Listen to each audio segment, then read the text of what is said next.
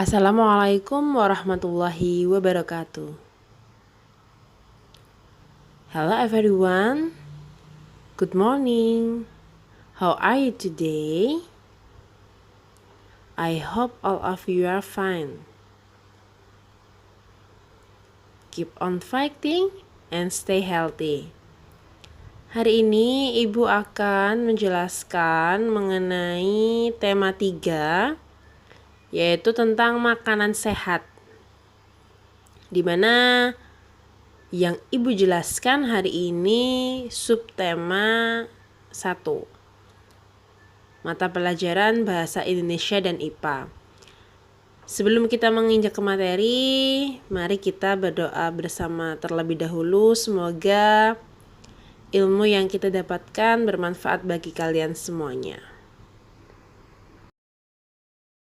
Mari kita berdoa bersama-sama.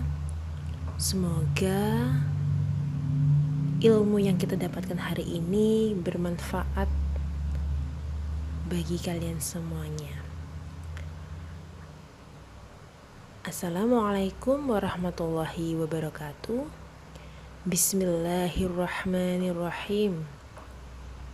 Before we start the class, let's pray first by reciting Al-Fatihah together, which is stand for first, Prophet Muhammad, second, our parents, third, teachers, fourth, and officers, and the last, ourselves.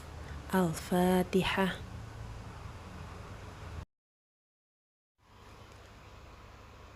Perhatikan gambar yang ada di video ini. Gambar apakah itu? Ya, itu adalah gambar dari sayur-sayuran dan buah-buahan, di mana sayur dan buah itu termasuk makanan yang sehat. Makanan yang sehat dan bergizi itu dapat menjaga kesehatan organ pencernaan.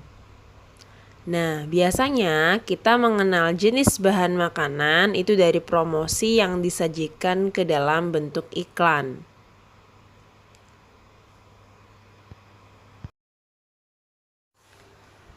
Apa itu iklan? Iklan adalah sebuah informasi yang isinya membujuk khalayak banyak supaya tertarik pada barang atau jasa yang ditawarkan. Di mana ciri-cirinya dari iklan adalah yang pertama, menggunakan bahasa yang komunikatif, informatif.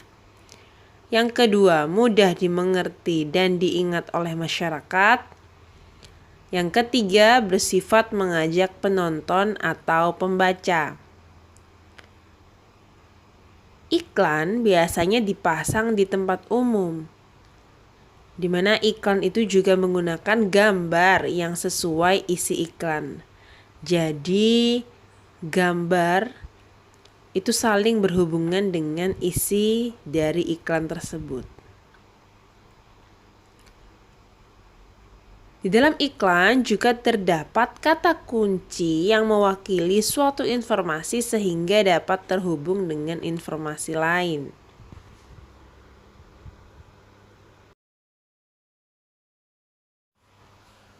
Untuk media penyampaian iklan itu terdiri dari 2 jenis, yaitu media cetak dan media elektronik.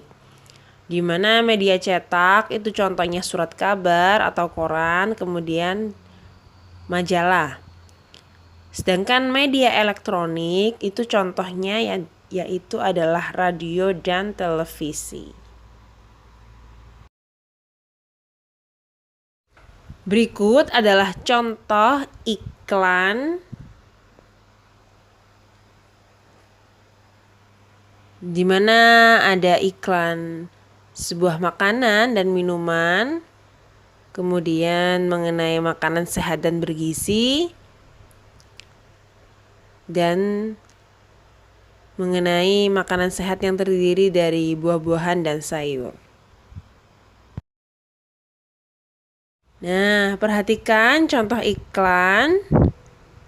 di mana iklan tersebut adalah menggambarkan seorang anak yang lagi memakan semangka atau buah-buahan, dan di situ terdapat tulisan makanan sehat dan bergizi penting untuk pertumbuhan otak Ananda atau anak Anda. Kata kuncinya dari iklan tersebut adalah pertumbuhan otak anak. Sudah jelas bahwa kata kuncinya yaitu pertumbuhan otak anak. Di mana tujuan iklan di samping itu adalah mengajak masyarakat mau mengkonsumsi makanan yang sehat dan bergizi demi pertumbuhan otak anak-anaknya.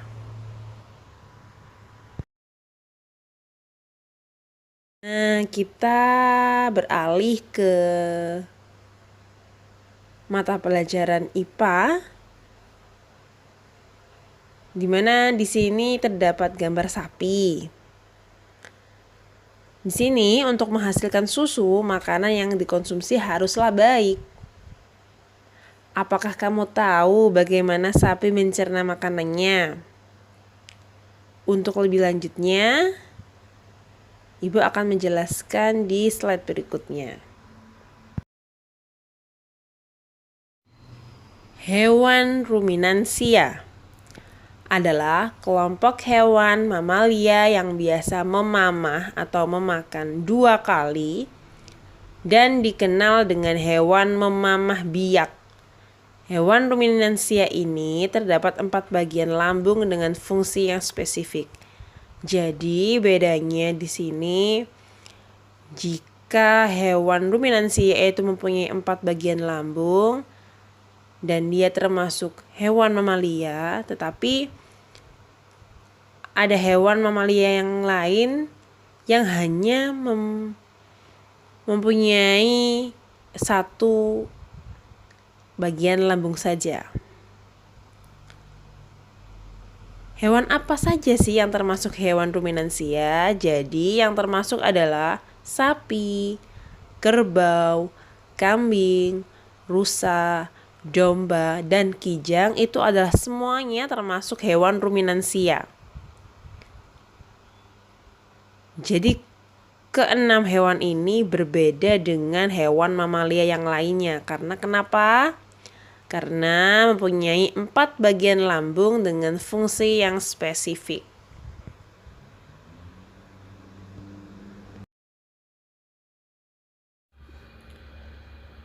Sistem pencernaan hewan ruminansia itu terdiri dari mulut, esofagus atau kerongkongan, lambung, usus, dan anus.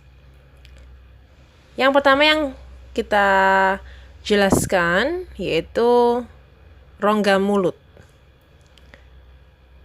Rongga mulut. Jadi, makanan pertama kali itu masuk ke dalam mulut. Kemudian di dalam mulut hewan ruminansia itu terdapat alat-alat pencernaan seperti gigi, lidah, dan saliva. Gigi itu tersusun dari gigi seri dan gigi geraham, di mana gigi seri itu berguna untuk menjepit makanan dan gigi geraham berguna untuk mengunyah makanan. Kemudian yang kedua yaitu lidah. Lidah sapi itu sangat pendek dan gunanya untuk mendorong makanan menuju lambung. Saliva. Saliva itu merupakan cairan atau enzim khusus yang dihasilkan oleh kelenjar khusus pada sapi dan disalurkan ke dalam rongga mulut.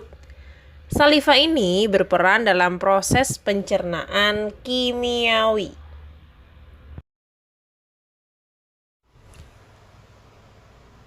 Berlanjut ke kerongkongan, di mana kerongkongan itu adalah nama lain dari esofagus. Kerongkongan adalah saluran organ penghubung antara rongga mulut dan lambung.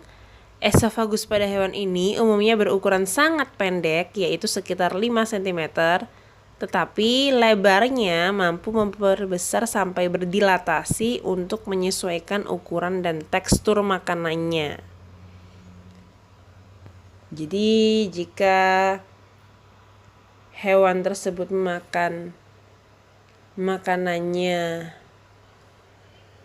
teksturnya kasar ataupun ukurannya membesar, lah itu kerongkongannya akan melebar atau mampu membesar.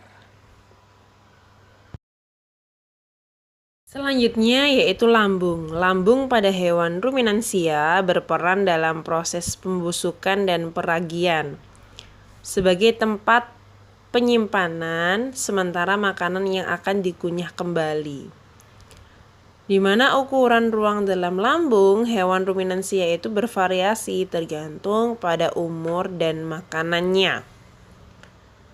Ruangan lambung itu terbagi menjadi 4, yaitu rumen atau perut besar, retikulum atau perut jala, omasum atau perut buku, dan abomasum atau perut masam.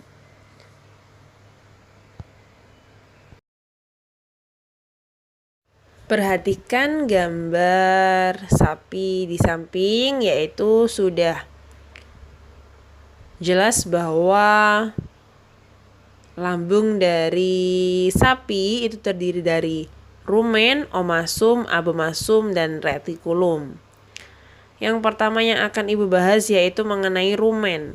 Rumen itu adalah tempat terjadinya pencernaan dengan bantuan mikroba, di mana makanan yang dicerna di sini itu menjadi bubur terlebih dahulu dengan gerakan mengaduk yang dilakukan oleh dinding rumen.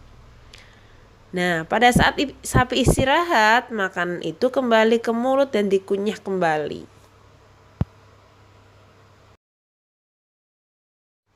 Selanjutnya yaitu retikulum.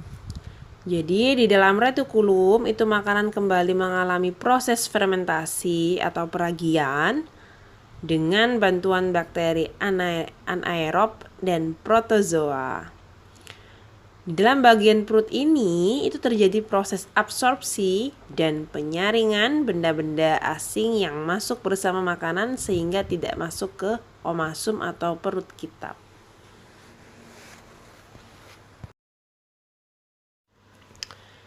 Omasum, di mana di dalam omasum itu makanan dicerna dengan bantuan enzim pencernaan.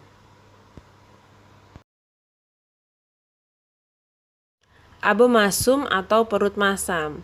Jadi, perut bagian inilah yang sebenarnya disebut dengan lambung, di mana di sini makanan dicerna dengan bantuan enzim pencernaan pepsin yang dihasilkan oleh abomasum. Jadi perlu diingat bahwa di dalam abomasum makanan itu dicerna menggunakan enzim pepsin.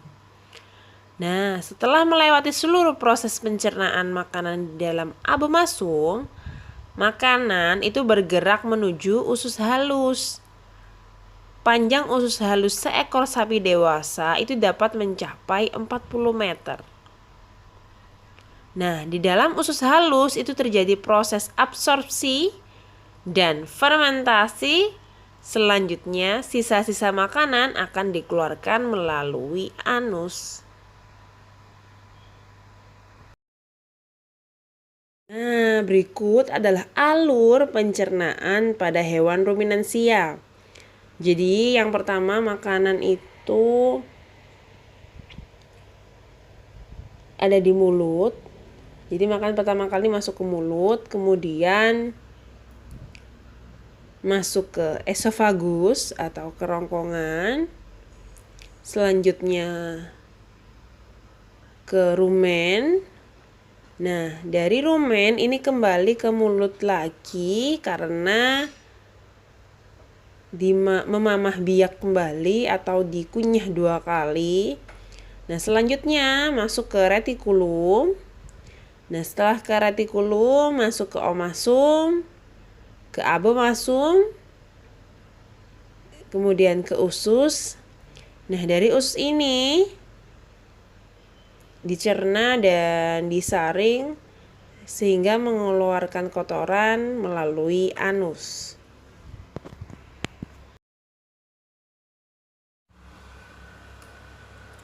Alhamdulillah, materi hari ini sudah terselesaikan dan sudah tersampaikan kepada kalian semuanya.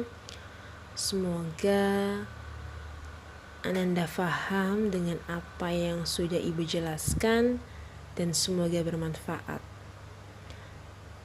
Sebelum kita mengakhiri pembelajaran hari ini, mari kita berdoa bersama-sama kembali untuk menutup pembelajaran hari ini. Alhamdulillahi Rabbil Alamin. Before we end today's online class, let's pray together by reciting Al-Asr so that the material we learn is useful in the world and hereafter. Amin.